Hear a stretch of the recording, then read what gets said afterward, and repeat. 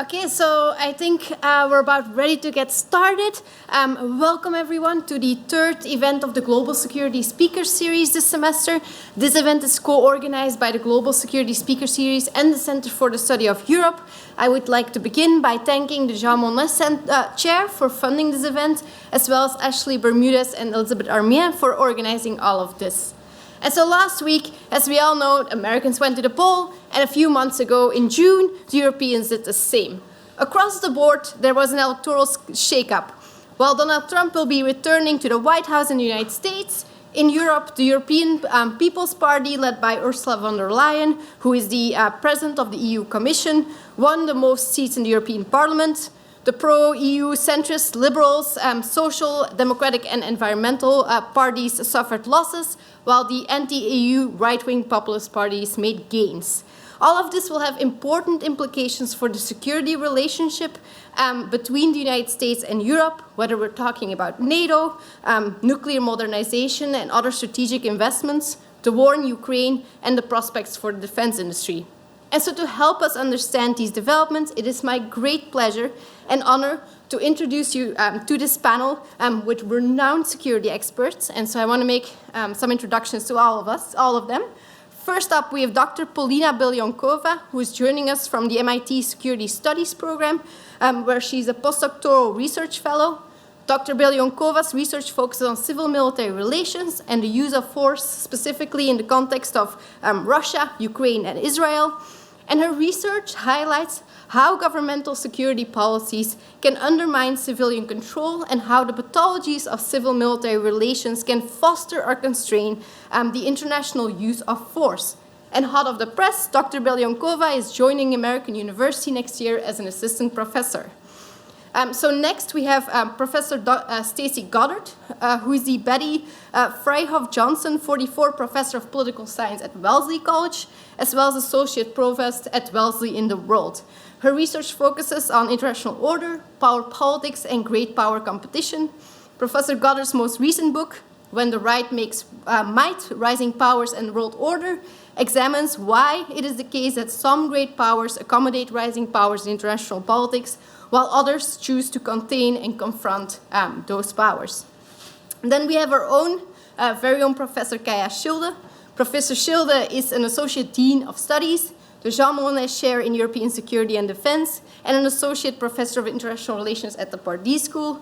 Her research focuses on the political economy of security and Transatlantic Security Relationship. Just to give one example, her book, The Political Economy of European Security, investigates state-society relations between the EU and interest groups with a particular focus on security and defense institutions, industry, and markets. And then last but not least, I would also like to introduce Professor Sukin. Professor Sukin is currently a Stanton Nuclear Security Fellow at the MIT Security Studies program.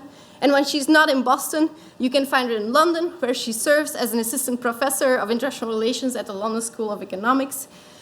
She has a particular interest in nuclear weapons and alliance politics, and her current book project argues that credible nuclear guarantees can create fears of reliance on nuclear allies, leading to support within client states for stronger and more independent military capabilities. And before I forget, my own name is Sanne, and I'm an assistant professor of international security here at the Pardee School. And my research looks at the development of military technology, the evolution of key strategic concepts, and the intersection between nuclear and conventional capabilities. So with everyone introduced, let's get this conversation on the road. Our event will be structured as follows. I will first ask the panelists to comment from their area of expertise on these elections. Each of the panelists will talk between 7 and 10 minutes, and then I will open it to all of you to ask all your questions. And if we're short on questions, which I imagine will not be the case, then I might drop in one or two myself. A small disclaimer before we start. The conversations that we are about to have here in this room are not easy. Regardless of how you voted, the results from the elections will have important effects, both at a structural level, what we'll be talking about, the US-EU relationship, but also at a more personal level for yourself and the people who you love. And at the same time, People process these kinds of events that happens in their own ways. Some might be more inclined to take an analytical route, others process this more through emotions. And so I want us to be mindful of both these things as we engage in this important conversation. And so with this, I would like to open it up to Dr. Sukin, who gets our first question. In the context of increasing security competition with China and Russia, how will the NATO alliance endure? What do you think are the upcoming challenges for NATO alliance? And what direction is the NATO alliance likely to take after, now that we've got all these election results? And of course, for academia, rather than asking one question, I asked three. Off you go.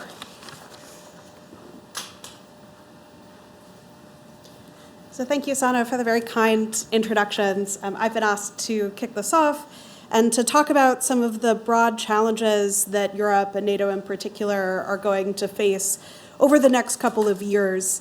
Many of these challenges have longer roots. They are connected to the incoming administration, but they're not solely about the outcomes of the election. These shape broader conversations. And so today, I want to talk about a couple of these challenges and then think about some of the solutions that we might see moving forward. The first challenge, and the one that I think is perhaps the most important, is what we're calling the two-peer problem. And the two-peer problem has to do with increasing aggression and challenges to the liberal order by both Russia and China. This has to do not only with Russia's aggression in Europe, but growing connections between Russia, China, and other adversary powers, including North Korea and Iran. With China, we've seen investments in both conventional and nuclear military capabilities and a desire to become a broader regional player and international player in security dynamics. This poses a couple of different challenges for the United States and its allies around the world, including NATO. One of these has to do with potential coordination between these powers. There's a possibility that growing connections between Russia and China could mean larger connected conflicts that the United States has to face. We talk about the possibility of concurrent crises or concurrent conflicts potentially evolving from this dynamic, where the United States would have to face challenges simultaneously in Europe as well as in Asia. The specter of this potential challenge has shaped U.S. foreign policy over the last couple of years, with the U.S. becoming increasingly embedded in the Indo-Pacific region and invested in strengthening its relationships and its military capabilities there. This technological cooperation between adversaries includes all sorts of types of engagement, things like joint military exercises and the potential for technology transfers or expanded cooperation could suggest that the U.S. may face rising challenges from many of its adversaries around the world moving forward. This poses a challenge for NATO because as the United States turns to East Asia, it may become less focused on many of its challenges in Europe, and European allies will have to evaluate how NATO can maintain strength and independence in the potential absence of the United States or a weakened United States presence in Europe. And this problem connects to the second problem that I want to talk about today, which has to do with burden sharing and the shape of U.S. commitments in Europe and elsewhere. The Trump administration pushed many U.S. allies to contribute more heavily to their burden-sharing commitments. This included pressure on NATO that's likely to continue as the Trump administration comes into office. During the election campaign, Trump made statements such as saying Russia should do whatever the hell they want to allies of the United States that don't contribute adequately to their defense burdens. The U.S. maintains the large share of the burden for many of its alliances, and yet these alliances are critical to U.S. national security interests. The Trump administration is asking for higher financial contributions, and many U.S. allies have begun to meet those goals. The current standards in NATO require that states contribute 2% of their GDP towards spending related to NATO. And at this point, or over the next year, about 23 out of 32 NATO allies will meet that goal. Officials in the Trump administration have discussed a 3% burden sharing requirement, and it's possible that the Trump administration may ask for this.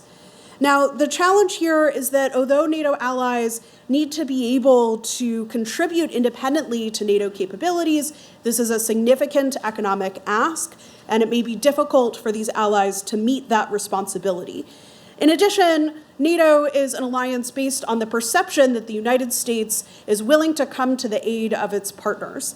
And challenges to the US interest in NATO, including demands for burden sharing, may undermine the confidence that the United States continues to be invested. This is both an economic challenge and a challenge that has to do with the reliability of the US reputation in this region.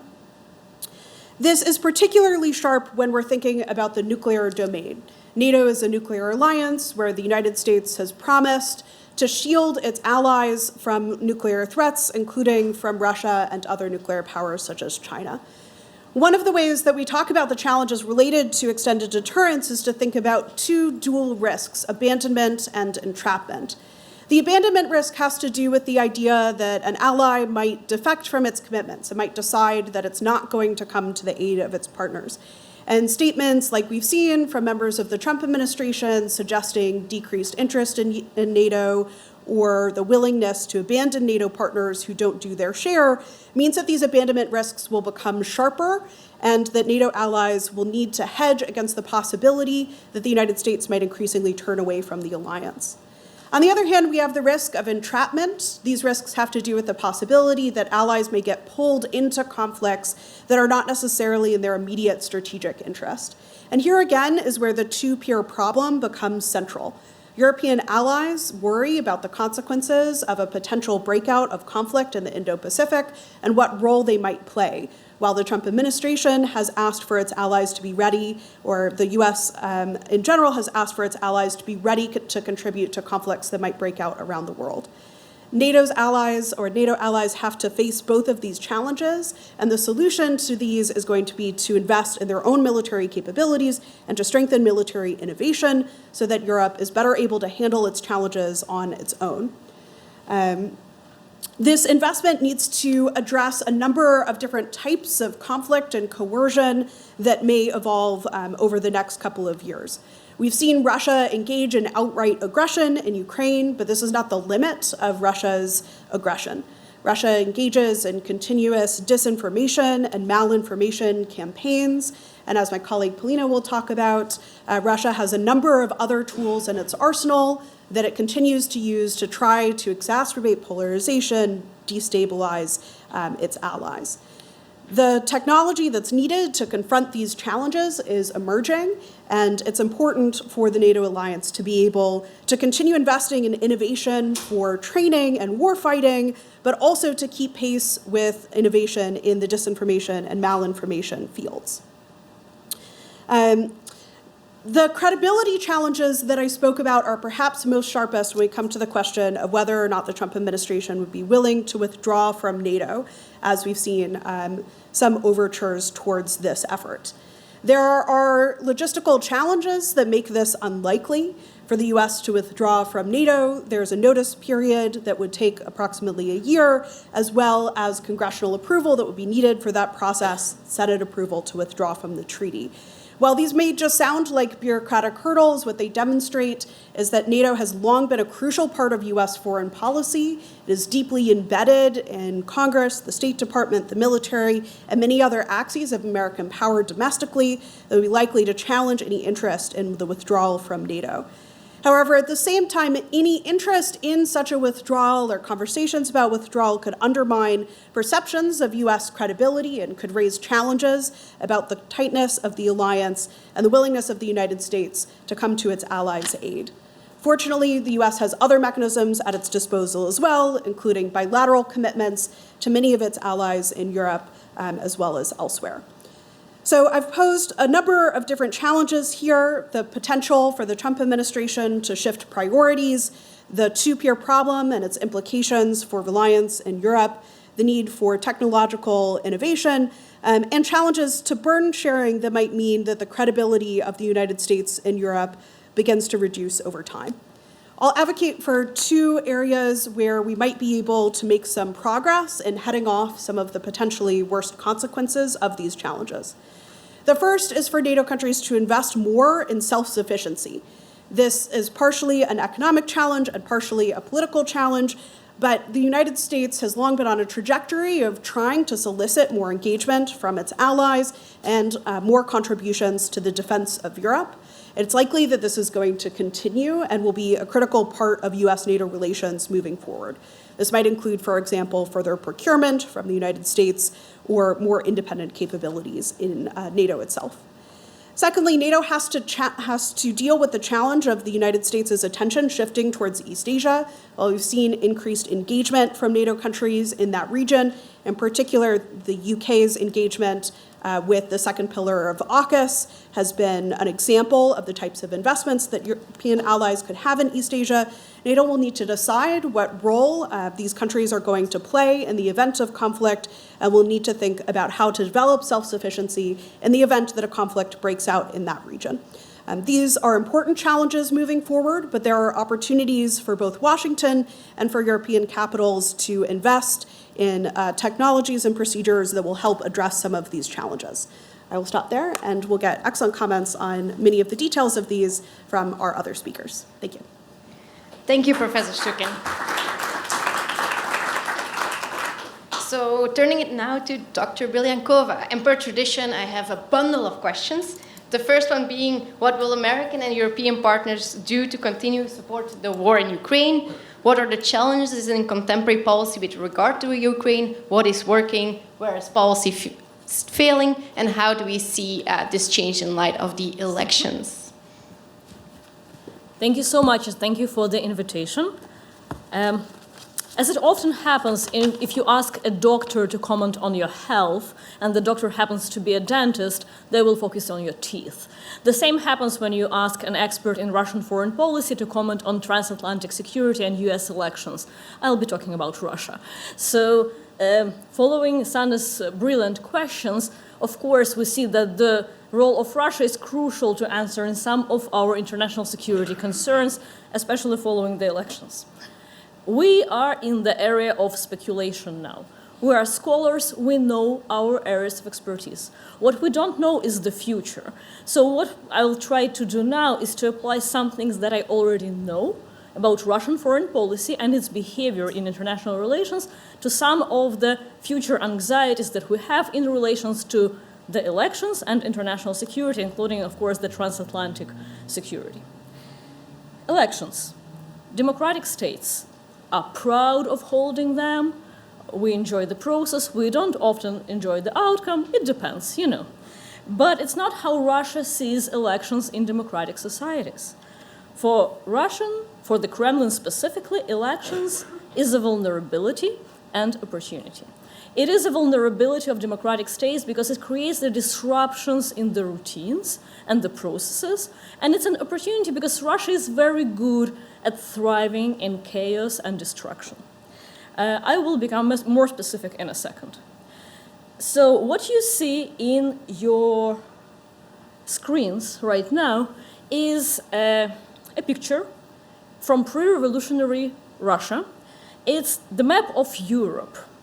And the title in Russian at the top says «Символическая карта Европы», a symbolic map of Europe. And that's how Russians saw their role in Europe in 1914.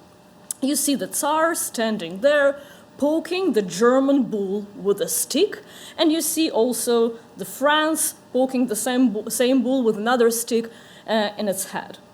This dynamic, who wins, who loses, it doesn't matter. Austro-Hungarian Empire, as you can see, is already lying in ruins there. The main point is whatever happens in this interaction, what we see in the right side of this picture is exactly how Russia wants to see itself in Europe. A major power with a big outreach, the capability to poke different actors, preferably most powerful in Europe, with its capabilities. Again, this is the cartoon from pre-revolutionary Russia, but this is a persistent tendency in Russian foreign policy. Russia sees itself as a major player in European security specifically.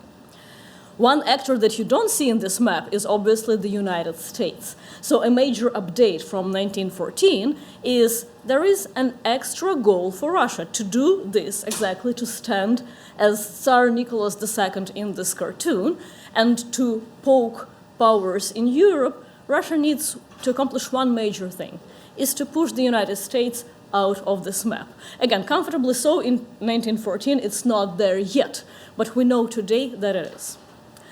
And to prove you that this tendency for Russian foreign policy to dominate Europe is persistent and not a response to NATO enlargement, for example, or the recent events in Ukraine, I will present you with a dialogue between a Russian and US official and invite you to guess two things. First, who are the people talking, and also what is the year of the conversation. So also, you can decide that it's a fiction. I'm presenting you with something from the House of Cards and tell me, you know, Dr. Polina Beliakova, actually this dialogue has never happened. It sounds too unreal. So here is the situation. A Russian official is saying, I ask you one thing, just give Europe to Russia. The US is not in Europe. Europe should be the business of Europeans. Russia is half European and half Asian. And US official is asking a response. So you want Asia too? The Russian official responds confidently, sure, eventually we will have to agree on all of this. The US official responds, I don't think the Europeans would like this very much. And the Russian official clarifies, not all, but I'm a European. I live in Moscow. Moscow is in Europe, and I like it. You can take all the other states and provide security to them. I will take care of Europe and provide them security. Well, not I. Russia will. First of all, who thinks this is a real dialogue between a US official and a Russian official? Okay, so significant part of the... Yeah, you're right. Like, intuitively, I would not be bothering you and wasting your time on a fictional... Okay, so who would like to name the names? Who is talking here and when is it happening? If you sit on the same trove of archival materials from which I sourced this dialogue, please let other people guess. But this dialogue happened between whom and when?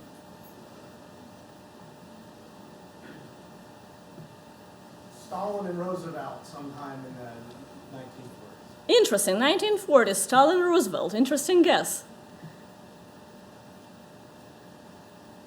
Other options?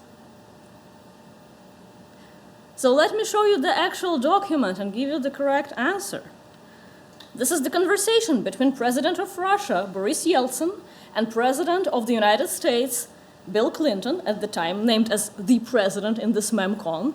And this document was declassified in an effort of Marie Serota, she's an expert in US-Russia relations and NATO expansion. And thanks to her, Clinton Library provided us this document. And as you see, it was declassified, and it's an actual dialogue happening in November 1999. Already, it's not Putin talking, it's not even Stalin. It's President Yeltsin talking to his apparently foreign policy friend, Bill Clinton, saying, Bill, leave Europe to us. Russia will take care of Europe. So every time when we have a tendency of blaming Putin for having this like pan-European aspirations, please remember this. This is an actual memorandum of conversation between Yeltsin and Clinton. But it was not because Yeltsin was just too drunk and his foreign policy was delusional. I know many of you had this thought, so let's relax that assumption. Just this summer, in June 2024, this gentleman, Vladimir Putin, said something very similar, very straightforwardly. He said the danger for Europe is not originating from Russia. The main threat to Europeans is the critical and increasing, almost total dependence on the USA in military, political, technological, ideological, and information spheres. So if you had to expect anything from Russian foreign policy, is exactly this: selling to the Europeans the disruption of relations with the United States as something good for their security. It's still consistent with the persistent foreign policy tendency of the Russian Empire, the Soviet Union, and the Russian Federation to be a dominant security player in Europe. What it means in the face of US elections? Well, the United States elected a person who is increasingly open to flattery, manipulation, and destruction. That's one thing we know, and we know it from the presidential debate. Remember, if those of you who were watching, if you're in this room, there is a very high chance that you were watching, when there was a question about immigration, and Kamala Harris skillfully distracted now President-elect Trump with the remark that no one is coming to your rallies, there is not enough people in your rallies, and he started talking about that topic easily. I don't know how conversations between Putin and Trump will go, but I can only imagine this kind of dialogue. It's a major vulnerability for US foreign policy, and especially US foreign policy in Europe, because Putin knows exactly what he wants in Europe, and he will probably take advantage of President-elect Trump's destructibility and openness to manipulation and flattery. For now, Putin is distracted with Ukraine. His hands are full with Ukraine. And because of that, the European support of Ukrainian defense is crucial. It's necessary, but it's not sufficient. You often see Ukraine, a country where I grew up and was born, lying in ruins. You see the pictures of Ukrainian soldiers destroy cities. To relax for a second, this is Kyiv, Ukrainian capital, beautiful city, and peaceful city. And of course, again, I personally have my personal vested interest to see Kyiv as a peaceful city, but many Americans and Europeans actually would like that too, for war in Ukraine to be over. But again, coming back to this, elections as vulnerability and opportunity, for the Kremlin is an opportunity to reach this cheap peace. I call it cheap peace. What does it mean? It means that the support for Ukraine stops, European allies abandon Ukraine, the United States abandon Ukraine. The peace might even look like this in Kyiv, but for Russia it will be cheap. Russia will stop spending on fighting in Ukraine, and for Europe it will have major consequences. Russia will be able to assert itself in this position in Europe with the United States out, so the picture is already familiar to you. And when we think about Russian motivation to do that, again, I showed you through 3 examples from different periods that is actually persistent over time.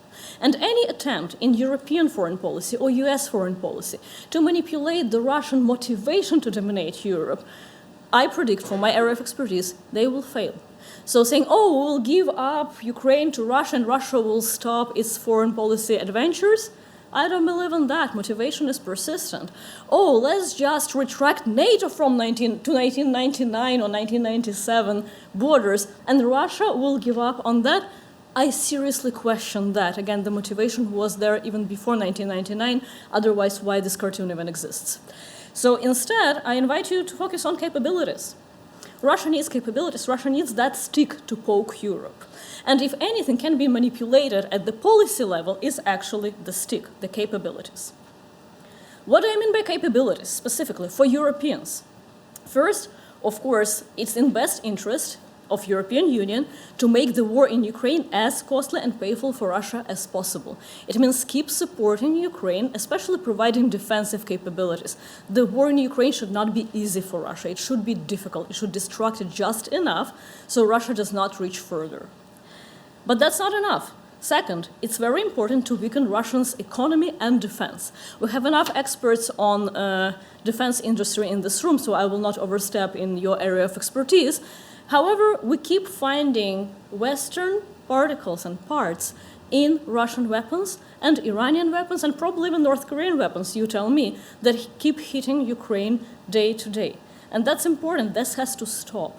It's in best European interest. Again, it's not for Ukraine, it's not charity work, it's for European interest to keep Russian economy and defense from renewing to its pre-war levels. And the third thing that we don't talk enough about is developing counterintelligence capabilities in Europe. And I would like to focus on that one, on counterintelligence first. None of these will be sufficient. All 3 are necessary at the same time. And third thing, counterintelligence, I want to make my point about that more specific. This is what the war in Europe looks like today. This is Kyiv, the neighborhood where I grew up, after a Russian missile hit one of the targets. And if Europe prepares for Russian influence to look like this, it will not. It's absolutely the wrong frame of reference. I don't really think that the Kremlin will bomb Berlin in the next 10 years.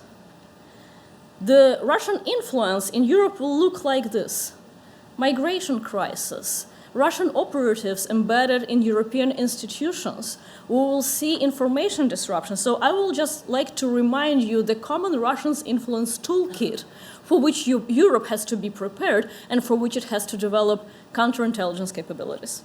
First is Russia really likes to polarize the information sphere. Not in any particular direction, just anything that is divisive. Russia will be supporting the stabilizers. Who it will be? The Soviet Union was exceptionally good at tailoring their foreign policy of influence to every state and area of the globe, and Russia follows that tradition.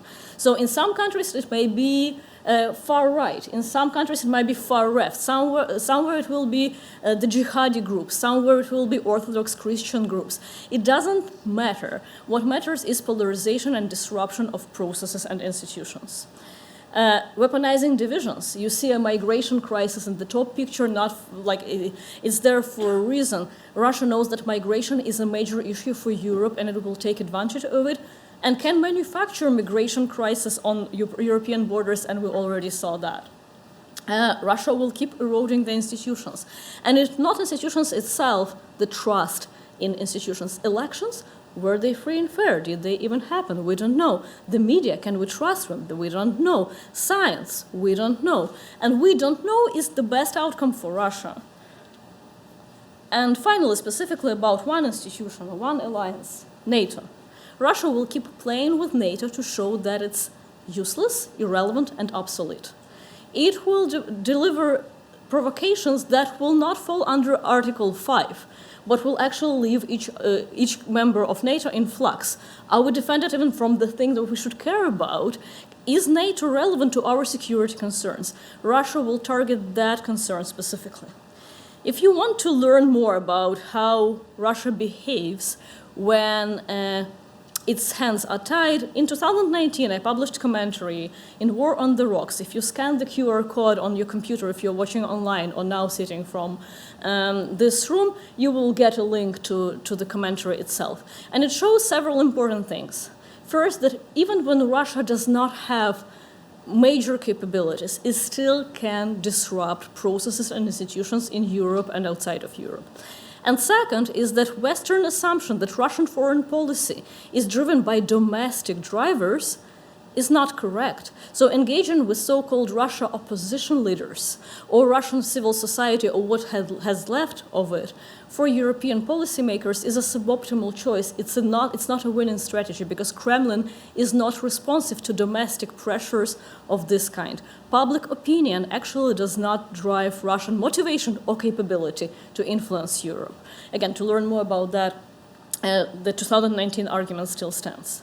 If there is one thing that I want you to remember from this entire presentation, and I unloaded a lot on you, of course, is this: capabilities. Any European policy that wants to address Russian influence in Europe has to focus on capabilities. And I mentioned three major things: is getting them entangled in Ukraine, also depleting Russian ability to renew its defense industry and economy, and developing counterintelligence. So for now, capabilities, because motivations are stable.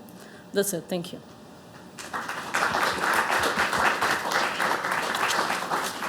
Thank you very much for those remarks, Dr. Beliakova, and we'll now turn to Professor Goddard to talk to us on one side of capability, specifically nuclear weapons. And so the set of questions I'd like to pose to you is, what roles do nuclear weapons play in the transatlantic security relationship?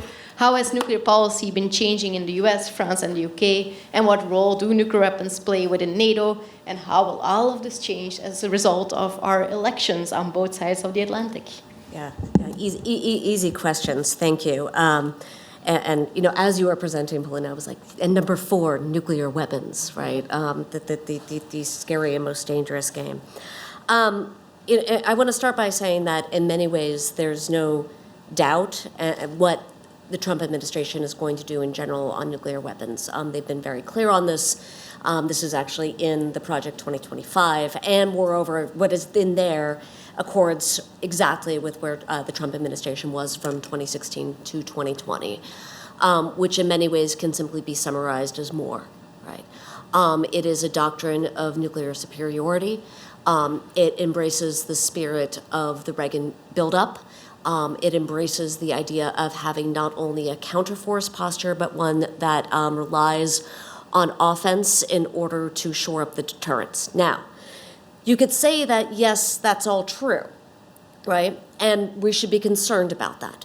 But there's a sense, I think, that ultimately this might have more to do with the United States' competition with China than it necessarily has to do with the United States. That the primary concern here is how does the United States match not only the quantitative buildup of Chinese nuclear forces, but the fact that China itself has been switching its nuclear strategy from one that we would call finite deterrence, limited amount of nuclear weapons in order to threaten assured destruction, to one that looks more like counterforce, actually having a warfighting capability.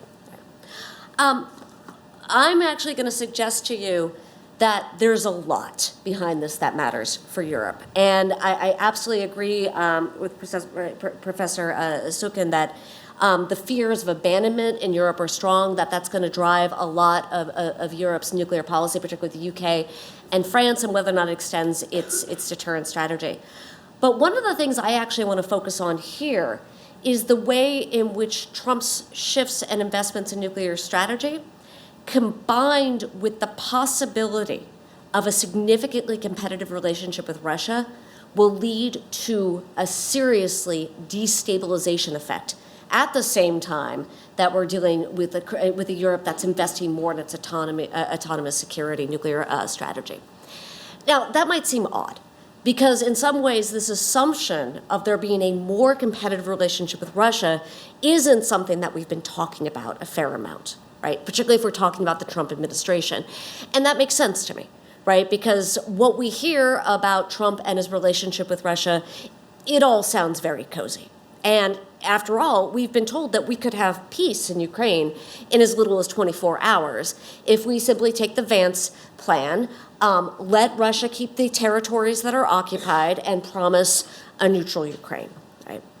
There are some reasons that plan might not work. The first one is obviously that Ukraine needs to agree with it. And it might be the case that Ukraine cannot fight the war that it has been fighting without United States support, a war that is heavily dependent, for example, on long-range artillery. But it can fight a war, right? And it can continue especially to fight a war in the occupied territories. And the second assumption this makes, however, is that Putin is going to want this negotiated settlement. That's not necessarily the case, right? On the one hand, it certainly isn't the case if Russia isn't clear that Ukraine is neutral, if the Europeans, for example, offer their own security guarantee, right? It's also not clear that Russia is going to agree if there's continued insurgent activity in the occupied territories. We're also currently dealing with a situation where Ukraine still holds territory within Russia. And while there is, an ongoing counter-offensive in the Kursk region, using both Russian and North Korean troops, that doesn't necessarily mean it's going to succeed, particularly if the Ukrainians are dug in, right? So there's a chance that Trump will come into office, push for a peace, and find his efforts to be rebuffed. And what happens then, right? How does Trump then actually view his relationship with Vladimir Putin? And yes, it has been close. After all, Putin and the former president have spoken not less than 7 times since President Trump left office. That's unprecedented, right? But this is also a very differently placed international system than it was even in 2020. Right? Russia and China are closer after the invasion of Ukraine, right? Again, Russia and North Korea have an alliance, and North Korean troops are on the ground. And Russia has also become very close with Iran. It's just a country that the Trump administration isn't exactly a fan of, right? So there are actually seeds of a competitive relationship there, right? And there are also signals that the Trump administration sees nuclear weapons as a vital part to a renewed geopolitical competition with Russia, right? Like a lot of administrations, it sees nuclear weapons as a way to address types of conventional deficiencies, right? It sees it as a way to be able to fight off the continent, right? And if they're really looking at this type of Reagan model of spend the enemy down, so to speak, right? It already has an example of strategy to follow. This is, I think, particularly important to realize because Trump has a really specific idea about how it is that he brings peace. I want to pause right there for a moment because I've been thinking a lot about this. I was actually in the Mohawk Valley in New York this weekend. And I saw campaign signs that I'd actually not seen. Not surprising, I'm in Massachusetts, right? Trump for peace. And I decided to sit with that for a moment. Like, what does this mean? Certainly, the last 4 years do feel as though they've been chaotic, have been more conflictual. Right? There are a lot of different theories about why that happens. The Trump theory is that this has to do with American weakness and has to do with Biden's inability to signal strength, right? His hesitancy. For Trump, peace comes through strength. It comes through a strong deterrent, and even more specifically, deterrence is strengthened when you're willing to be a little bit of a madman, when you're willing to take some risk, when you're willing to show that you just might do it. North Korea won't come to the table? Perhaps we should think about using a nuclear weapon and blaming it on somebody else. Right? True story. So what does that particular model mean for nuclear weapons in Europe? Far from abandoning many of the European powers, although some will be abandoned, I would actually suggest that it could mean more. More nuclear weapons than the United States has on the ground in Europe right now. Now, we don't know how many nuclear weapons the United States has. That is not public knowledge. It's estimated at about 100. Right? The United States has a nuclear burden sharing agreement that keeps down right now these weapons in Germany, in Italy, in Belgium. Right? These weapons are largely tactical nuclear weapons, the older version of what's known as the B-61 gravity bomb. Right? And they are currently held in underground bunkers, and they're capable of being used, particularly by F-35 fighters that are dual use. They can carry both conventional and nuclear weapons. Okay. What Trump is likely to do is send more nuclear weapons there. They're likely to be the modernized B-61 low-yield precision weapon, which they believe will be more credible for use against Russian tactical nuclear weapons. My guess is they are likely to move those nuclear weapons from places like Germany, Belgium, not Italy. They're too good of friends for Trump, right? Poland would like to have the nuclear weapons. Sweden has offered to host nuclear weapons, right? And I think Poland in particular, given that I think what Trump will want to do is move everything east, would be an attractive option. It's also an incredibly expensive option. You don't just move nuclear weapons. You have to build these bunkers, right? You have to actually make it so they're a hardened capability, right? And arguably, it's an incredibly destabilizing option, right? Because now you're going to have Russian tactical nuclear weapons in Belarus and United States tactical weapons sitting in Poland, right? Those are the types of scenarios that make nuclear strategists worry about everybody trying to do a first strike. I don't want to completely suck up all the time or energy of the room, but just a couple more things. I think at the same time, the United States is likely to make it clear that it will not actually use nuclear weapons or allow NATO to use them if somebody's not paying their fair share, thus weakening that part. I also think the guardrails are going to be off on nuclear arms control. New START, for example, the nuclear arms control agreement that has substantially brought down U.S. and Russian forces since the end of the Cold War, is set to expire in 2026. And I don't see any pathway at this point where that gets renewed. At the same time this is all going on, I doubt that at this point either the UK or France think that they are going to be under a nuclear umbrella. So again, building off earlier points, what do they do? Right now they have a fully minimum deterrence strategy. What that means is they keep a minimum amount of nuclear weapons. France has about 290. Either an air-launched cruise missile or in nuclear submarines, and the UK relies entirely on a submarine force. Will the UK move to a force that diversifies and attempts to move out to at least air-launched capacity? Would France actually consider having a missile capacity? And in particular, would it invest in order to try to take on the mantle of extended deterrence in Europe? at which point you will have multiple actors in a multipolar world all attempting to claim that they are the bedrock of deterrence. So what's to be done? Honestly, I'm not sure.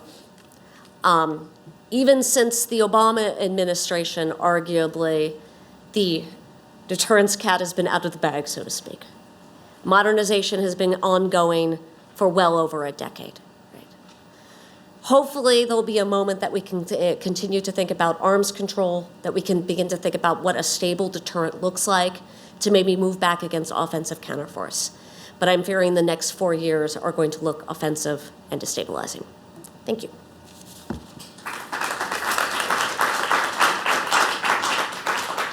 Thank you, Professor Goddard, for those uplifting remarks. Continue on that streak. I'd like to invite Professor Kaija Schilde. And the questions I have for you are, what are the prospects for the defense industry across both sides of the Atlantic? What are the challenges and opportunities for the defense industry? And how are the results of the election going to change this? And so after this sets of questions, we'll open it up to you guys. So please already think about a couple of questions to ask to this distinguished panel. Thank you. Great, Sanne, thank you so much.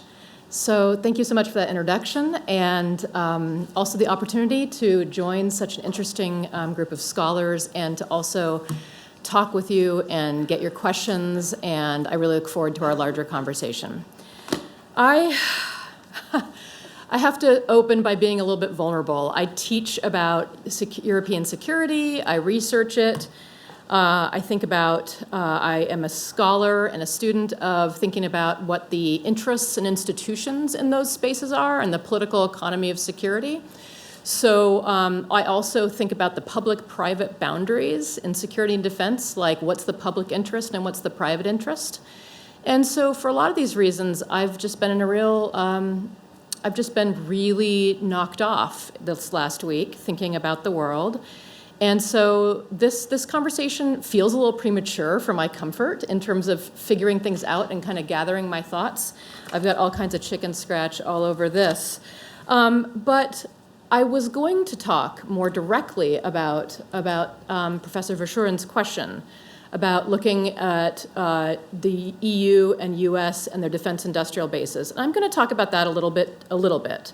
I'm going to make my remarks about that and about what the history of and the already existing structural conditions have been for especially the European defense industrial base to create strategic autonomy in Europe, but specifically what role the EU plays in that. And so I guess my one takeaway in the substance of my remarks is going to be point you towards the EU and what to pay attention to, especially as it interacts with the Trump administration. So that'll be the substantive part of my remarks. I was thinking about like 300 different directions to take my remarks in, and I finally kind of honed in on that. But actually, before I move to that, the second half of my remarks, I want to put my Associate Dean of Studies hat on briefly and acknowledge something, and that is that European security is probably not the first thing on most people's minds in this room. Okay. I just want to, this happens to be the first event the Pardee School is hosting after the election. And I don't want anyone to think that this is because we're Eurocentric or anything like that, okay? So I have a but coming here. But I want to say that to our community. My first thoughts after the election were about our community here at BU and Pardee. My other first thoughts, in no ranking order, were about vulnerable individuals and groups in our community and in our country and outside the borders of this country. And so I just want to make sure that the timing of this event, it doesn't reflect on that. This event was planned a long time ago because we looked ahead. And I'm also glad this event's happening. I just want to make sure everyone doesn't think that this is what we decided the most important thing was, okay? The reason we decided on this event, and it was a brilliant idea, is because there was a lot of elections happening this fall in Europe and the US. And we thought, wouldn't it be neat to talk about those back when we decided to plan this? So I'm saying that it's not the most salient issue. However, here's my but. There's something about Trump as a person and European security. And my colleagues in this panel have teed it up very nicely for me to start connecting some dots. And I have to just say I'm a little uncomfortable with this part, but I've decided just to put it out there. Because part of my role pedagogically is for people who were born, who were in the last election or in 2016 or in 2020 in high school or something like that, and maybe to bring a couple facts back on the table about something particularly unique about Trump and European security. It has always been central to his political trajectory. Most people think he entered politics talking about the Central Park Five, which was in 1989 when 5 young black men were accused of raping and assaulting a jogger in New York City. And he took out an ad saying that those young black men who were incarcerated incorrectly and unjustly incarcerated should be given the death penalty. Most people pin his first public engagement at that moment, but it actually wasn't. His first public engagement, the first time he talked about politics, was in 1987 when he took out an ad in newspapers saying that the US should leave NATO. And that was his first foray into politics in general, and international politics. That was his big bang. The part that I was anxious about saying out loud, but we can talk about it later or anything, is that ad saying the US should leave NATO happened 2 months after his first invitation to the Soviet Union officially, which was where he was invited by the Russia or the Soviet ambassador to the UN, and he was flown in a private jet with 2 Soviet military escorts in the private jet, officers, and so, yeah, that's the beginning of Trump and politics, is European security. So I wanted to say, European security isn't probably the most important thing in front of us as a community, but also there is something to pay attention to about European security in this administration and generally, globally. That focus on European security in NATO continued throughout the Trump administration. Back in 2016, I remember saying to people, the fact that Trump was elected has everything to do with European security. And people would say, that's just because you study European security. But I'm doubling down on that point now. I remember my confusion. I'm going to pivot to the actual academic substance part of my comments, but I really also wanted to say this stuff. I remember in July 2016, when it was so confusing to everyone watching the Trump campaign at that point in time, that when they were given the opportunity to change part of the RNC platform at the convention, at the Republican National Convention in 2016, they said, we don't want to change anything. There's nothing we want to change except one thing, and that is we want to remove the Republican Party's support for Ukraine. That was it. They didn't say we want NATO members to pay more. They just said we want to remove the Republican Party's support for Ukraine. So then I get a little shaky talking about all this stuff because it feels so science fiction-y, but there's, Trump creating secret lines of communication with Putin before getting elected, promising Putin results by reversing sanctions on him. Remember being impeached for the first time for withholding aid from Ukraine unless they created dirt on a political opponent, and threatening to leave NATO unless they pay, even though there's no NATO budget, no common NATO budget, and it's been explained to him thousands of times that there's no common NATO budget. So fast forward to this week. I had a news blackout that I was enjoying until having to prepare for this talk. But one of the things I saw when I when I opened up the news, and I'm just going to share it, even though sharing anecdotes is not probably the best use of my time, but here's one. It was European security is the center of one of the first things the campaign put out. And it also illustrates some of the dynamics we're going to see in a very unprecedented situation. And that was the story that said J.D. Vance said the U.S. would leave NATO unless the EU, a totally separate institution with no formal interrelation and no formal relationship or no formal policy process with NATO, unless the EU backs off on its antitrust investigation and potential fine of Twitter, where the EU is trying to fight misinformation targeting the European public, primarily coming from Russia. So that whole thing just is like, I just feel like I had a fever just saying it.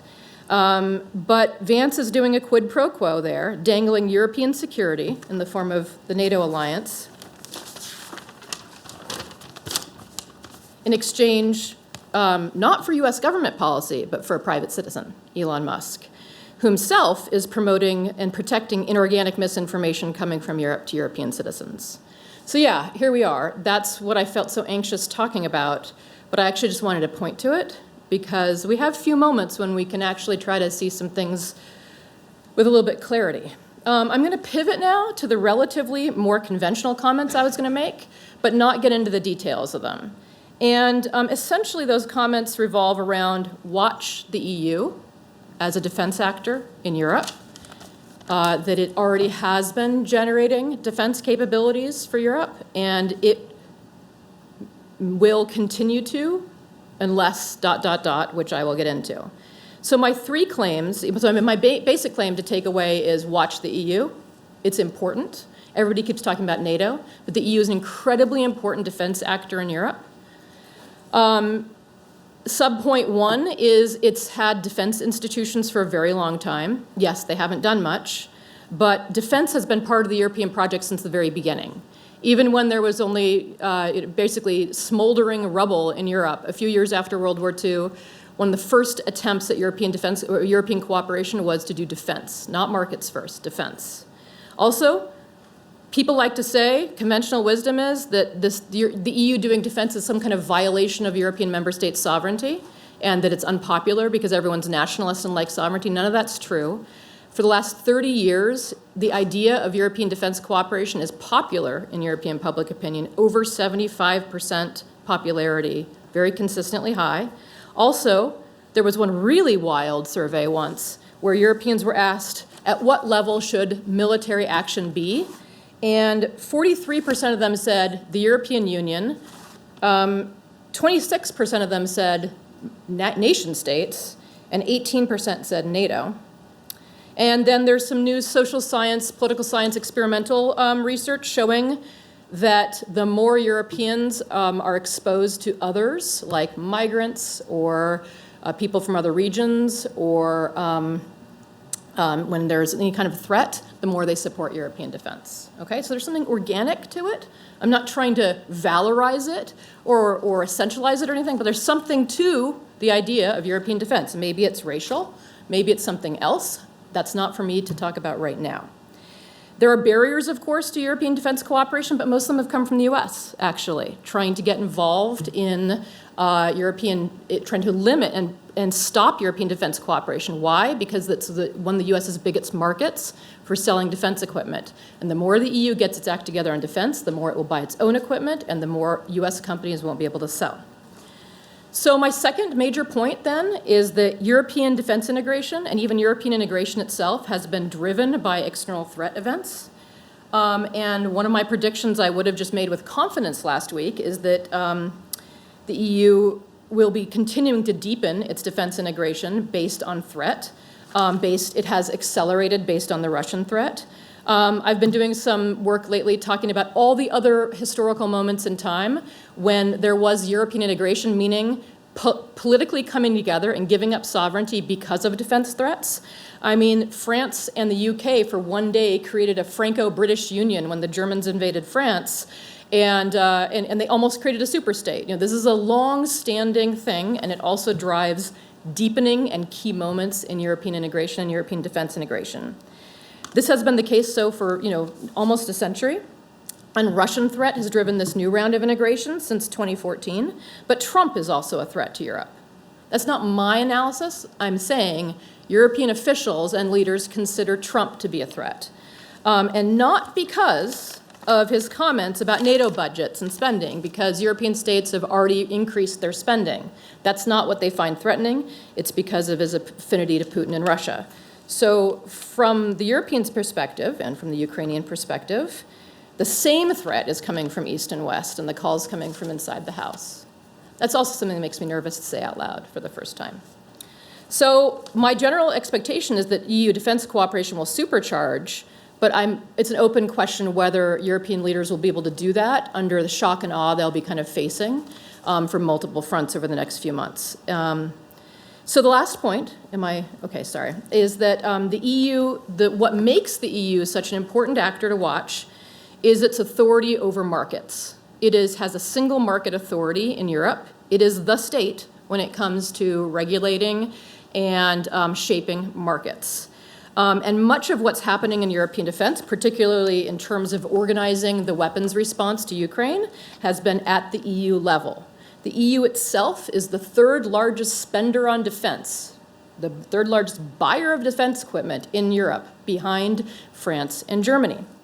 And the defense in the 21st century, at least for now, for the US and Europe, has been not about fighting wars, geopolitically, or large, great power wars. It's been about supporting allied states and generating the material tools of war to share with those allied states. So the actor doing that is the EU. The market powers the EU, not NATO. If technology is going to come to market, it's the EU doing it. If supply chains are going to be activated or incentivized, or if you have to decide what kind of missile technology or heavy armor model that firms are going to invest in, it's the EU and its regulation. And this is just really how states do things. This is generally, states are not generating their own supplies of war. They have to work with markets. And often those markets are international, not domestic, to generate the tools of war. So it requires a certain kind of economic authority, and that the EU has it, not NATO. So the EU has been doing this through regulation, but also procurement. What it has lacked is fiscal and industrial policy, though. And those are the things that EU leaders might have to do under great duress, the thing they have resisted doing. But they have done it. They've done it in contingent ways earmarked for specific crises. So if the EU is going at it alone, having to fill capability gaps, but also making up for the US's Ukraine support, they're basically going to have to change their laws about industrial policy. Right now, one of the constraints in Europe is that states aren't allowed to give great subsidies, and offsets to their industries.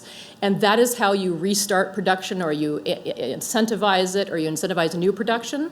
And so the EU is going to have to change its laws there. Also, they're going to need infusions of cash, and that's going to require an EU fiscal policy. Now, this is not just me saying, oh, the EU should do that, and it's a long way off. No, the EU's already done those things, just for different crises. It's done it a little bit in response to sovereign debt crises, and it's done it on a massive scale in response to COVID. The EU was the reason why markets or economies even ran post-COVID, because the EU created €1 trillion debt that was able to fiscally spend. And so I have one last comment, and that's the question is, will the Trump administration create more EU defense integration, or will it break it all up? I think it depends on what happens in the next couple months, whether European governments can react. If they're able to do this, I expect this election to accelerate the EU's role and authority over how to support Ukraine, what's needed to ensure European security, and how to pay for it. There are two complicating issues, however.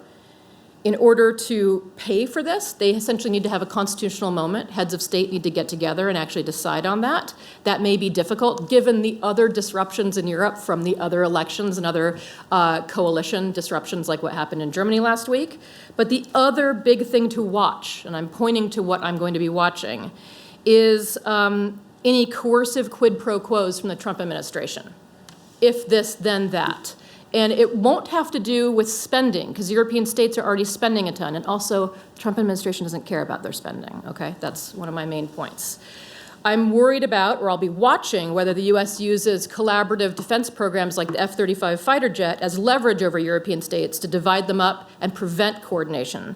So I encourage you to pay attention, as I will be, to what the quid is, whether it's the US staying in NATO or US participation in arms collaboration, and what the quo ask is of the Trump administration. Are they going to actually ask European states to spend more and have more autonomy? Are they going to be asking them to buy US equipment instead of European equipment? Or are they going to be doing things like saying, buy just Elon Musk's products, right? That will tell us something about who's in charge in the Trump administration, what their agendas are, and what this means. So thank you.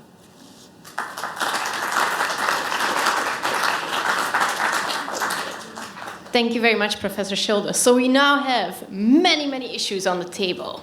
So I want to turn it to you guys. Please raise your hand if you've got any questions, and we'll go from there. Yeah, sir. Hello, John Martin. I'm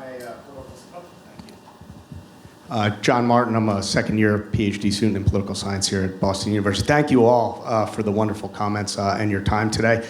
Professor Goddard, you mentioned Ukrainian agency, they would have to agree to give up to fight, and People's War being one option. I'm wondering about a potential Ukrainian nuclear weapons program. The likelihood of that, feasibility of that, and then maybe Dr. Beliakova, what would be some critical junctures or triggers? Has that train already left the station with this election result? Would an announcement of the U.S. leaving NATO do it? Curious on anyone on the panel's thoughts on that. Thank you.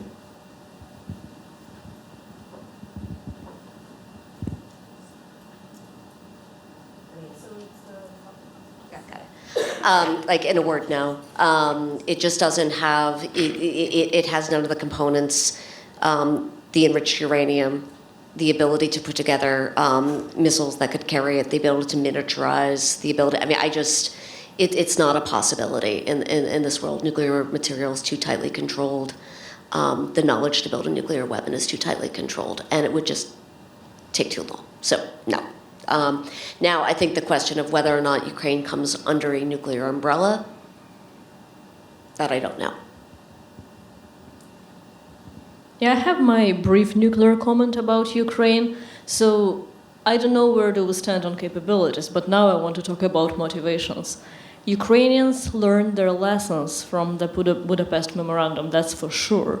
So one effect that nuclear weapons of the past have on Ukrainian policy now is that it's very unlikely that Ukraine will take international commitments seriously when we talk about the prospects of peace, security guarantees.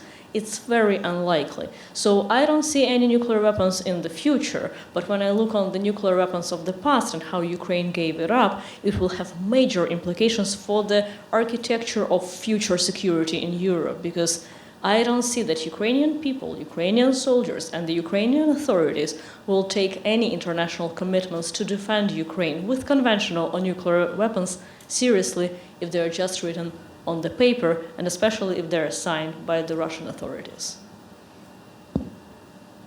So if I can add a quick note here on motivation, I fully agree with Stacie. Ukraine is not capable of going nuclear, but they're not the only country in Europe where there's been conversations about an independent nuclear deterrent.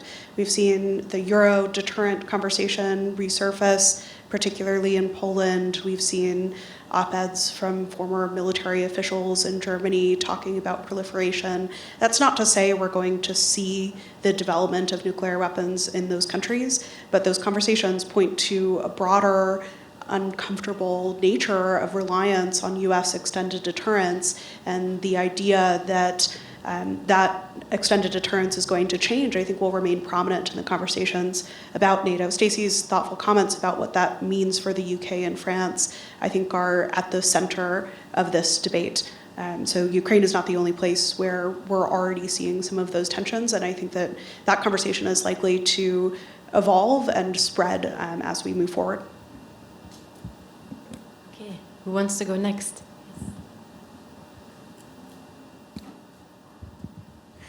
Thank you for your comments. My name is Gerhard Kolderberg.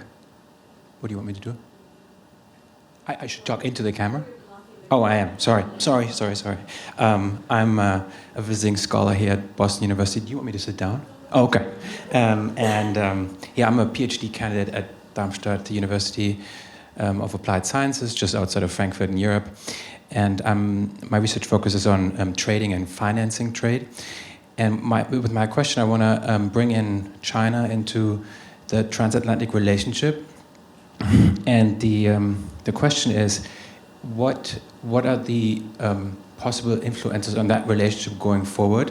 There is this scenario where there's going to be divergent policies in terms of economics, whereas Europe is going to continue trade, but the United States would want to reduce its trades with China, and Europe has an interest to continue trading with China, and that might sort of put pressures on the relationship. And I was wondering, first of all, do you agree with that? And if so or not, what consequences might come from that? Thank you. Okay, who wants to take this? Will Europe follow China, the US on China policy?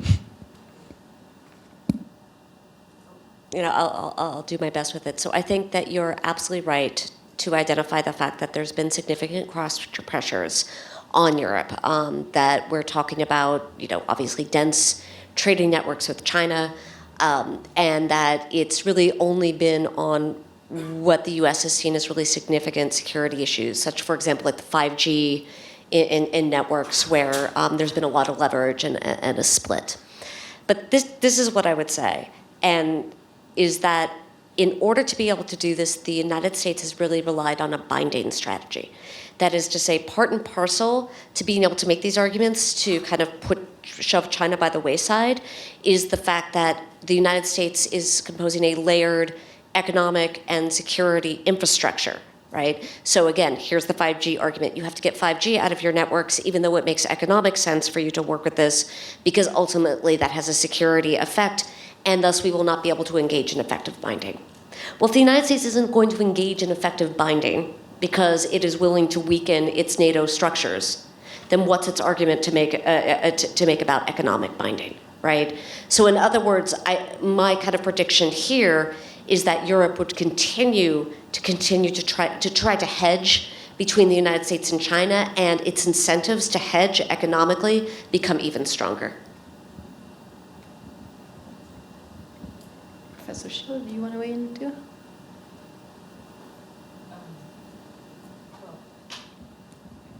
Is this working? Yeah, okay, great. The one thought that popped into my head is that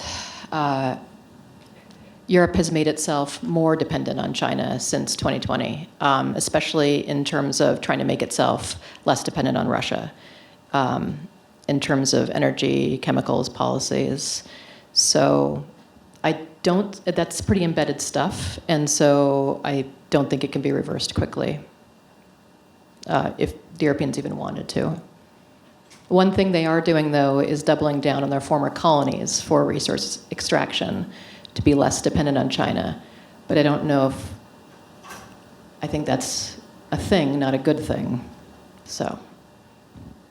Okay. Who else would like to ask a question?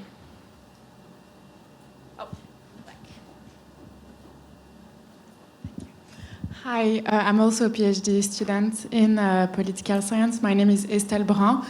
I was just wondering, what does a common European defense strategy look like exactly, concretely? Like, what are Europeans being told it's going to look like? And what is the impact of the elections, the Trump election on that? Is it going to change anything? Thank you.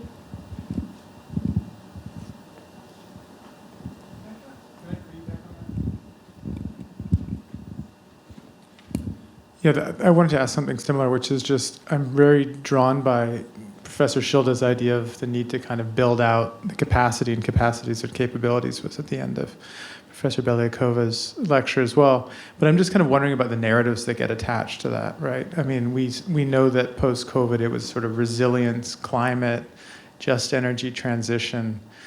Those narratives don't really seem available, nor are they particularly attractive to the incoming guard of national leaders in Europe. Professor Verschuren described it as a group of anti-EU far-right politicians, but I don't know if that's the right term anymore, right? Like, is Meloni anti-EU? I'm not sure. I don't think so, actually. It's sort of alter-EU. So is there a kind of a narrative of self-hardening, a kind of a conservative militarism that could be available, that could somehow make itself the resource for this storyline you're describing, or will it have to be defined in opposition to Trump, right? Will it be a variety of a Europeanization of sort of Trumpist rhetoric, or will it be an alternative to Trumpist rhetoric that would open the coffers and allow for the kind of spending industrial policy of the kind you're hoping for? Thank you to both of you. This is something that I would have had a lot easier answers to, I think, and I'm still processing. But one of the hints to my answers and my thinking was in my talk when I referred to experimental public opinion research that was done, showing that the more likely Europeans, or the more contact Europeans have with particular kinds of others, whether those are migrants or people of different races or religions or threats to the European way of life. I'm putting that in air quotes, even though there is a commissioner now for the European way of life at the European Commission. The more they are likely to support European defense, right? So there is a right wing. I don't even know if I would call it right wing. There is a classically us versus them, othering sociologically that drives European defense integration. So I would say that there is a there. Also, yeah, there's nothing necessarily liberal about the European project. It was attached to liberal contingencies of preventing war in Europe. This has had very little to do with its actual critical junctures. When the European Union was created, yes, they were saying no more war in Europe, but they were also saying, and we have to get our act together because of US abandonment and because of Stalin and the Soviet Union. And so it should be seen in a geopolitical way. That doesn't answer the question, though. I'm evading and not answering the question of what the actual political coalition would be. I have half thoughts going in like 10 different directions on this. One is that unless there's some, I think that it's entirely possible that public opinion turns against European defense and the idea of there being arsenals at the European level and militarism at the European level for different reasons. One of them has to do with the penetration of Russian information in Europe. This is not answering your question, but it's that kind of week for me where my brain is going in weird directions. I was just listening to people in Boston tell me that they were so glad that Trump won because the Nazis in Ukraine would no longer be able to have January 6th level attacks on Yanukovych, that poor man. And I was like, wait, what? Where did you hear that? I mean, being like a Yanukovych truther in Boston. What is that guy reading, and which Russian official wrote it? And so I'm not saying that it's good for the EU to have defense and that the only thing that would stop it is Russian misinformation or something. I just know that it might be existentially important to European strategic autonomy for the EU, for Europe to have its own defense capabilities, and the EU is the vehicle for that. However, another element to this non-answer of mine is the EU is somewhat resilient from democracy and democratic pressures, so it might be the ideal place for these decisions to happen. So that was a lot of non-answers. So I'm going to comment, I think, more on the first question than the second, because I think we've covered some of the motivation components. And then the question really is, what do capabilities look like?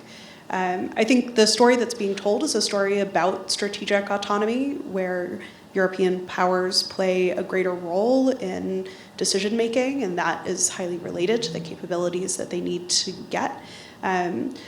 But this is not a story that's independent of the United States. It's not about the US withdrawal from Europe and European defense, in the total absence of Washington.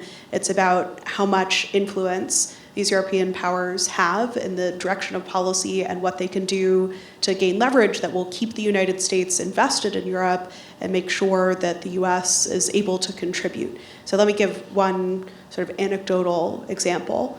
I was having a conversation recently with an official and asked why the Czech Republic was interested in a nuclear-capable F-35, even though the Czech Republic does not have nuclear weapons. There are no forward-deployed nuclear weapons in that country.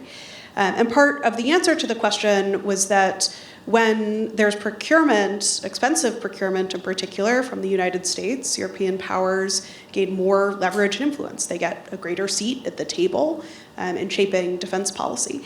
And this is one aspect of strategic autonomy. It's not just autonomy in terms of how would these countries independently tackle a security challenge, but the autonomy of Europe relative to the influence of the United States. If the US is focused on challenges in the Indo-Pacific, how does Europe make sure that the US recognizes the importance of continued investment, of keeping forces and nuclear weapons and all of the accoutrements that are needed to make those work in the European theater?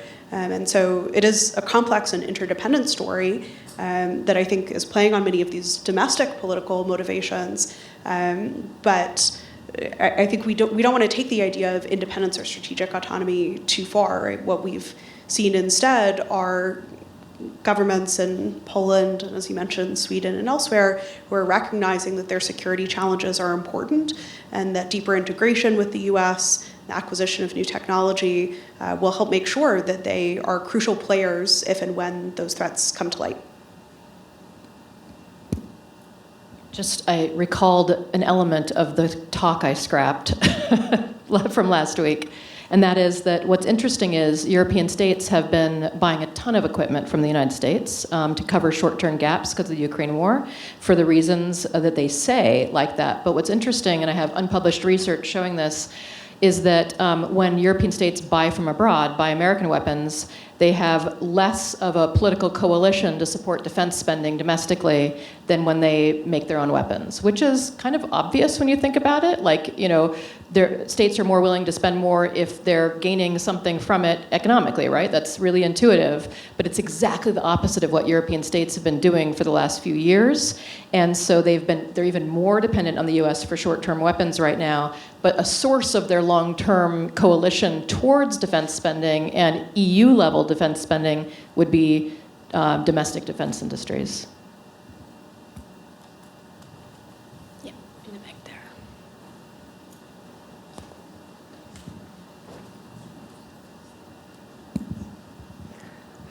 Hi, my name is Isabel. I'm a current senior studying IR and Italian.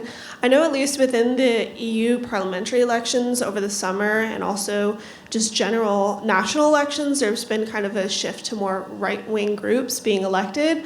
And then especially you have leaders such as like in Hungary and also in Italy as well that have been seen as more populist and kind of friendly with Trump in some ways. How do you kind of see like that kind of right-wing shift, either like shifting how like security is being seen or like how decisions will be made within the EU or in Europe in general?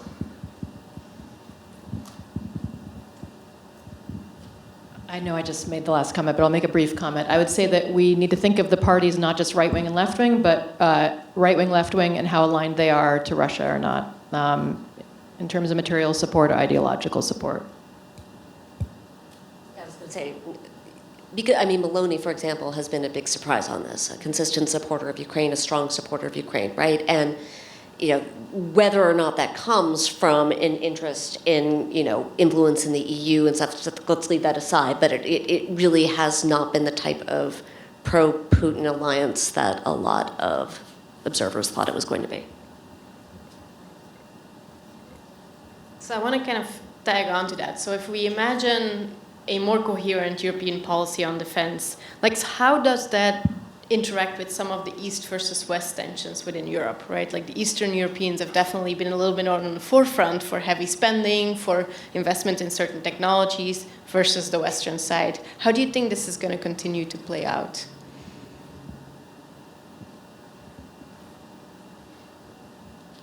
So I'll comment on this briefly, thinking about the nuclear domain, which is one of the areas where my research sits. So we've mentioned now a couple of times the idea of Polish interest in tactical nuclear weapons. I think this is a good example of where we see these tensions.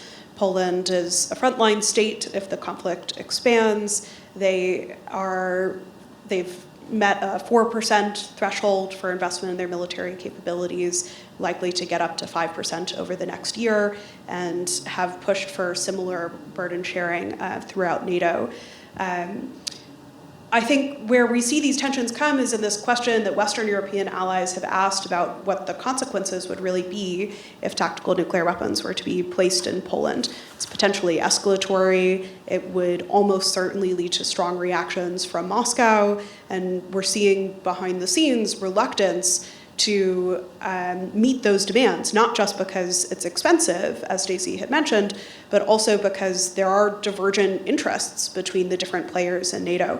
And I think we've seen some of that divergence fade away as NATO has focused on the Ukraine issue. And as that becomes less salient and these other challenges start to put pressure on NATO's interests, I think we're likely to see some of that disagreement reemerge. And debates over how much and to what degree NATO should be involved in Ukraine and what systems they should have, I think we'll see these continue to be exacerbated moving forward. And what that belies are true disagreements about what the direction of NATO should be. There is a lot of cohesion and there's a lot of work that's been done to build that up. But that takes continuous effort and continuous participation by all of the governments in NATO, and that commitment could be challenged if the US sows division or if Russia is able to successfully press on some of those existing disagreements that are already there. When thinking about it, and it's a very real division, right, the East and West in Europe, we should avoid one common fallacy is that Portugal and Lithuania kind of have to agree on the common security agenda. They are not facing the same threats at the ground level. However, they're exposed to the same adversary, which is Russia, and I keep talking about it. So if they agree, at least, on the source of threat, then some coherent strategy is possible. But I think a wrong way of approaching it is to seek agreement that the war in Ukraine poses a similar or comparable threat to Lithuania or Poland and Portugal and Spain.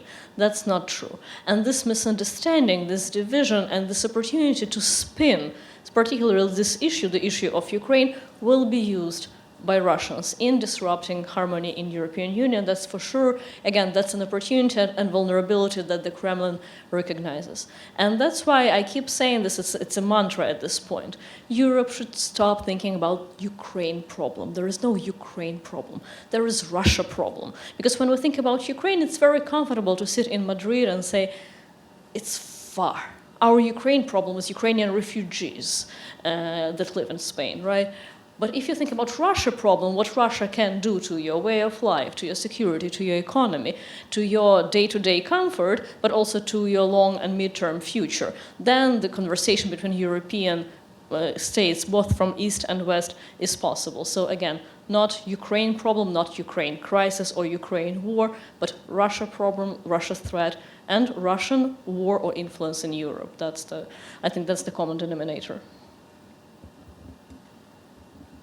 I just want to pick on two things. First, and I don't think I have an answer for this, but I want to tie in the question about East-West with your comment about narrative, which I think is actually really important. Like the idea, I don't think you need consensus on everything, but I do think you need some sort of articulation of shared purpose. And not because, it's nice and it makes, but it's actually part and parcel of mobilizing resources towards a common goal, right? So if you don't have that fundamental understanding of a shared interest, for states and national interest together, then the mobilization that occurs, the material mobilization doesn't happen. The second thing I would say, and again, I'll try to loosely connect it to the question of integration as well as nuclear issues, but in some ways I'm just saying it because I feel like I have to say it. We talk about deterrence, or the United States especially, I think, likes to talk about deterrence, is that the issue is a material problem. It's a resolve problem. And arguably, that's even more important, right? And it's a resolve problem that also existed during the Cold War. I mean, it wasn't easy to say, no, Berlin will totally trade New York for it, right? It's not surprising it's more difficult, right? And it does raise the question, can Europe, can the EU in particular as an actor, step more effectively into that resolve problem than the United States can?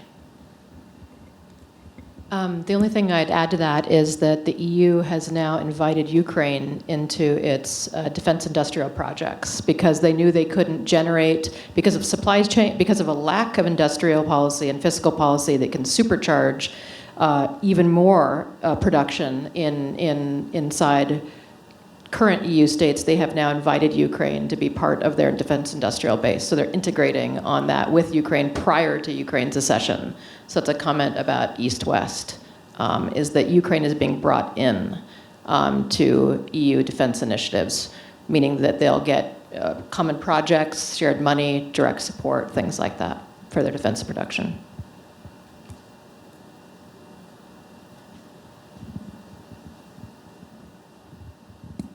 Hi, I'm Rachel. I'm a lecturer in political science. I am curious your thoughts on the question of whether there's sort of some internal tension on the Trump team around foreign policy. So I think about this more from the domestic side with the economy. So I think there's like a group of potential folks involved in the new administration, including people like maybe J.D. Vance, RFK Jr., et cetera, that want to go, at least on the economy, a sort of more populist direction.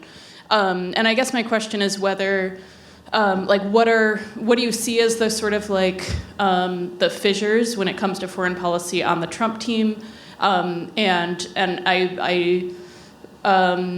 Is there a division between what maybe folks more aligned with the Project 2025 and like the kind of more traditional approach to foreign policy in the party want to do versus the maybe more, at least in terms of rhetoric, I think we hear more from the like populist side, the idea of like, winding down all of these wars, et cetera. Or is there actually more unity than I'm thinking and this isn't mapping on? Who can I attempt in addressing U.S. policy domestically? I will trick the question and talk about another unknown. I have no answer to your question, and mainly because many members of the Trump team, their first priority is to be on the Trump team. So if we're talking about disagreements, they have internal disagreements with their own selves. If we read what they were saying about support of Ukraine or China or Europe, whatever. So we will know, but clearly they are driven by this motivation to be on the Trump team. There is another important unknown from previous Trump administration is Trump's relations with the military. We know that he deferred to his generals, quote unquote, in some foreign policy decisions, not others. We know that there is a great sense of disappointment on both sides in the other side, and we're yet to see how US military will appear in Trump's rhetoric, whether he will actually appoint any members of the military profession into any roles of importance, we don't know. So far, what we see from the previous members of the military profession in Trump administration is very far from endorsement, right? They sent multiple warnings about the incoming administration. And that will have everything to do with foreign policy. There are several scenarios. First, my colleagues, please correct me if you read it differently. What I see that Trump's deference to the military is not specific to the military. He does not actually like to govern, like the day-to-day administration of governance is not his favorite thing. So from that, I could assume that maybe this administration will also try to delegate certain responsibilities to the members of the military profession that might affect foreign policy. However, Trump also holds his grudges. So maybe his disruption of relationship with the military will actually sideline the US military and its expertise and will affect foreign policy in that way. I don't know what's the answer there, but I know that we should be looking at US civil-military relations closely if we want to understand more about what foreign policy will look like. Sorry, no answer, just a focus. Look there. I don't know what to look for now. I also don't have an answer, but you're tapping into both my greatest fears and some of my hopes going forward, and that is identifying what the cleavages are in foreign policy. Like I said, I've been on a little bit of a news embargo, but I can see that there's some reasonably mainstream appointments that have happened so far. I worry that the main cleavage is between those who have like revolutionary messianic worldviews of reshaping different things in the world, whether it's China, Iran, different, and the other element of foreign policy that's been about grift. Like Trump himself is involved, it's winding down in a case of him selling US nuclear secrets, right? That's what the whole papers case is about, right? So my only hope is that those two things might cancel each other out in terms of complications, but again, I'm a little unprepared to say anything other than I think it's an important thing to watch. What are the cleavages? And I know I've been the one to kind of say these kinds of things out loud today alongside my colleagues, but I think that we might also see very traditional foreign policy. Unclear. Yeah.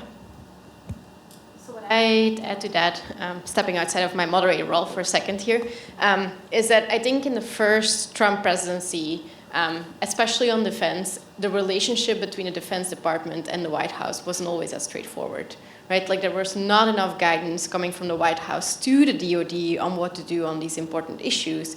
And in turn, the DoD was making all sorts of plans, political appointees within the DoD, and sending them back to the White House, but the White House wasn't following up. So there was a lot of disruption in the normal policy process.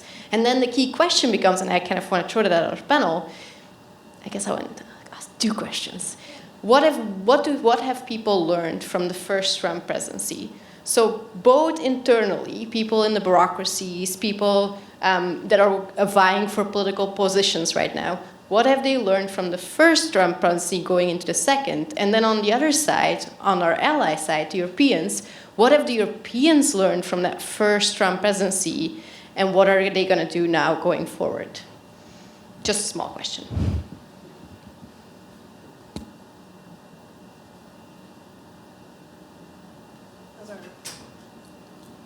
Two small, easy questions.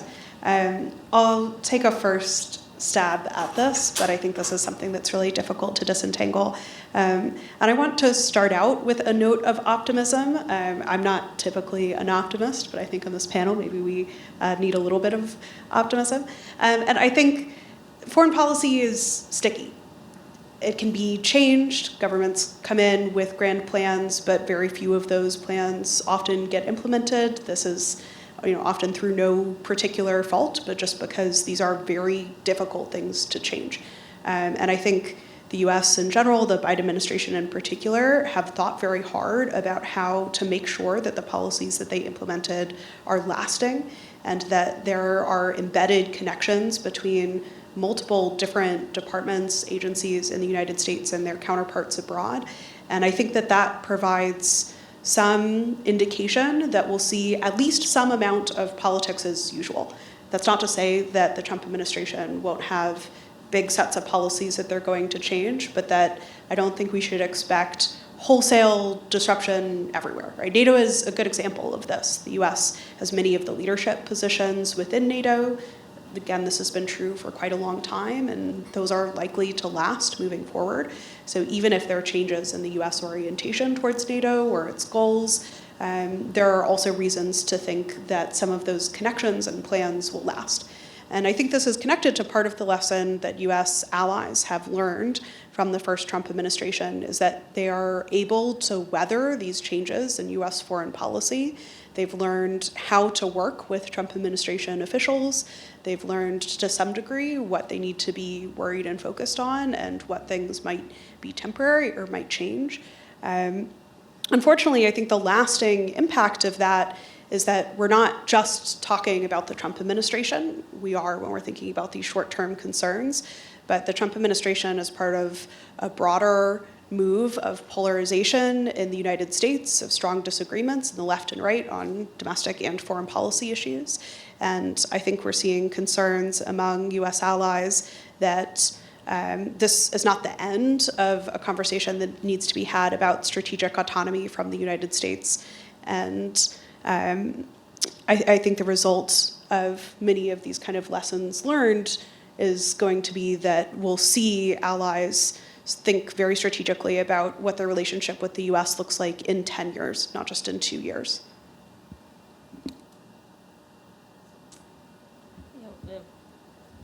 one small point that I would like to emphasize from what Lauren just said, it's exactly the verbal expression that you used, is what it looks like. I think one thing that we learned from previous Trump administration that will continue in this one, and I hope that European partners learned it too, is that Trump really cares about what things look like and how he looks like in these things.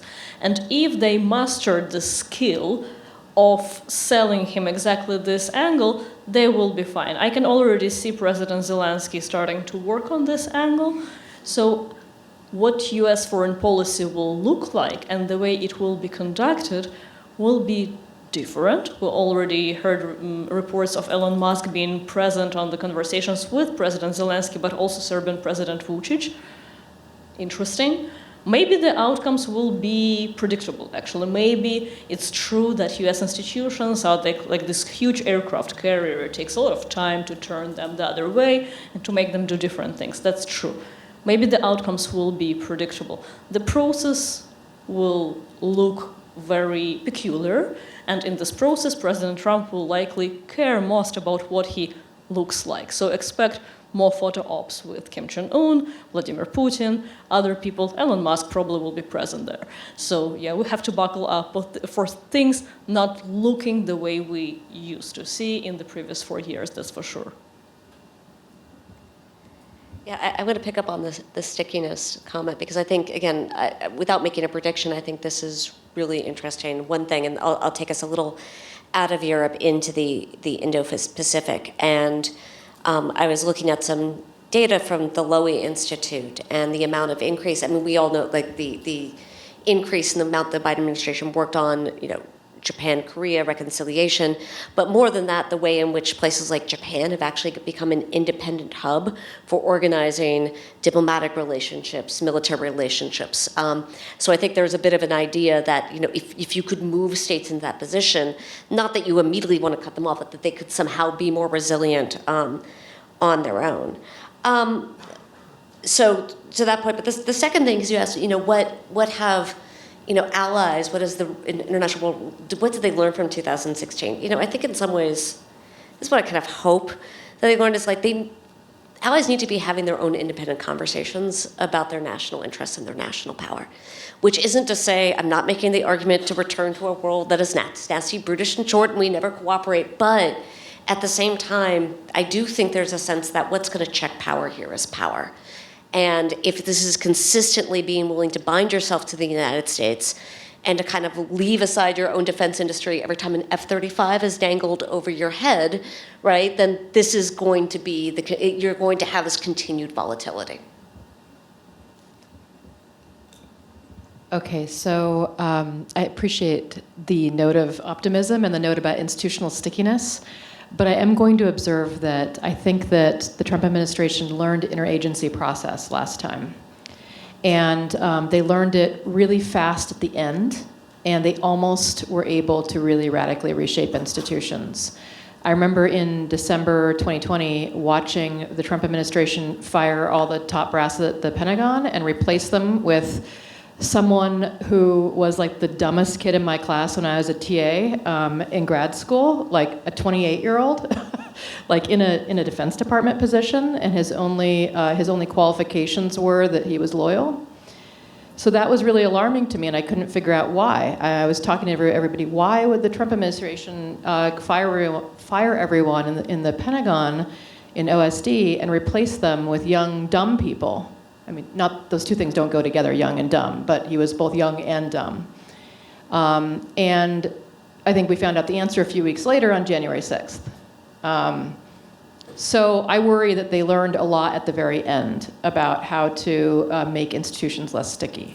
They almost figured out how to undo the stick, I think, and make them very, very, very efficient and loyal. So that's what I worry about. So I appreciate someone else being more positive.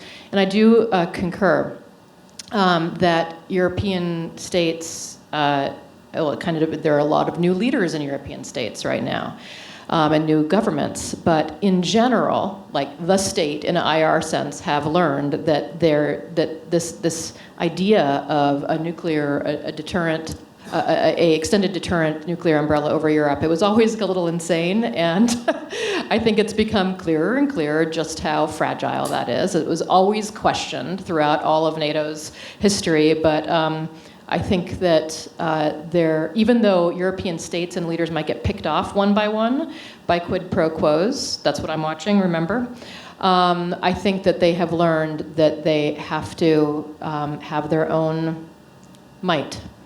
And Europe is not a small actor when it comes to defense. It is huge. It is a massive place of a lot of defense spending and a lot of manufacturing. The issue is just whether whether European states give over that final bit of authority to the European Union to coordinate and collect it and harness it and channel it and make it more efficient and make it bigger.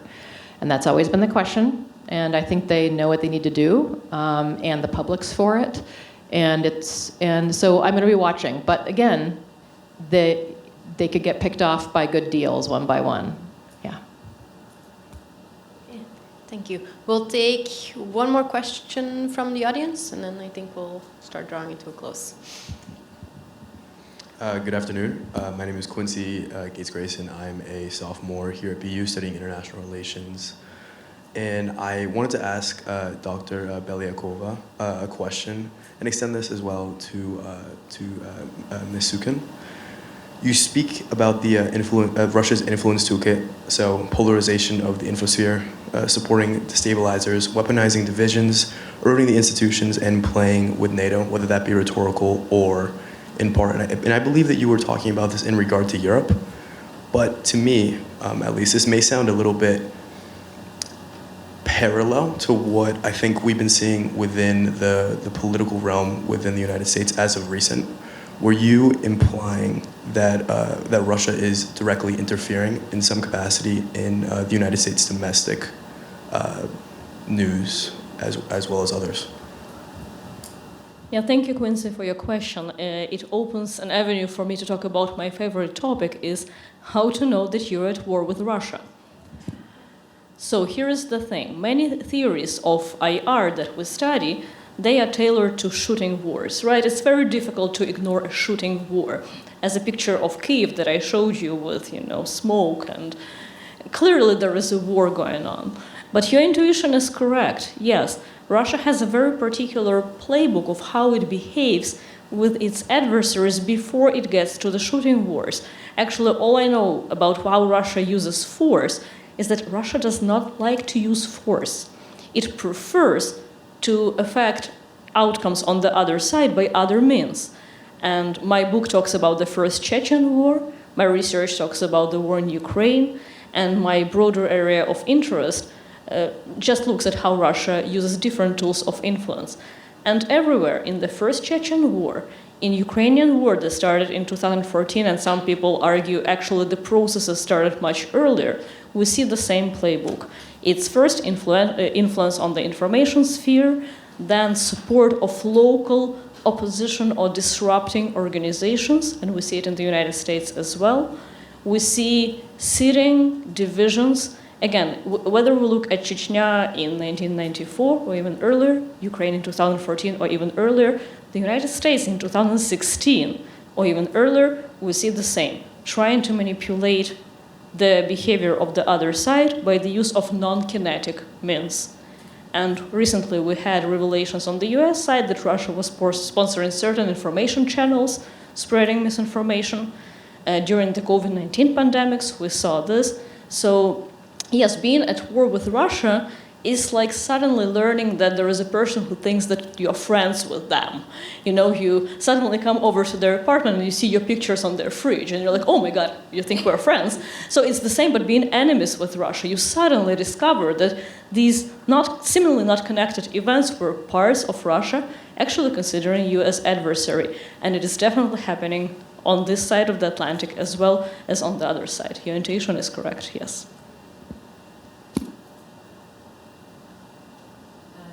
To that, I like that, the how do you know if you're at war with Russia decision tree.